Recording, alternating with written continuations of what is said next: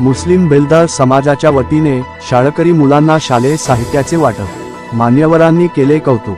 खोपोली शहरात अनेक वर्षापासून विखुरलेला, अशिक्षित व मिळेल ते काम करून आपला उदरनिर्वाह करणारा मुस्लिम बेलदार समाज आपल्या न्याय व हक्कासाठी एकवटला आहे।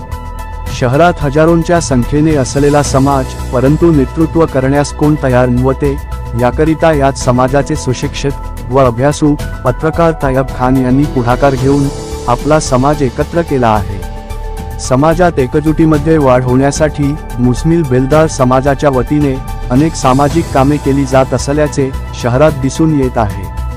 रुग्णांना फळांचे वाटप, आधार कार्ड अपडेट, तसेच रविवार दिनांक 2 नोव्हेंबर रोजी शाळकरी मुलांना शालेय उपयोगी वस्तूंचे वाटप करण्यात आले असून सुमारे 200 मुलांना वाटप करण्यात आले।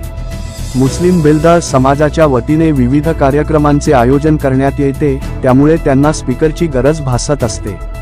सदरील समस्या लक्षात घेता सामाजिक कार्यकर्त्या मोनिका कांबळे यांनी नवा स्पीकर दिला। तसेच उपस्थित सर्व मान्यवरांनी कोणत्याही प्रकारची गरज लागल्यास ती पूर्ण करण्याचे आश्वासन दिले।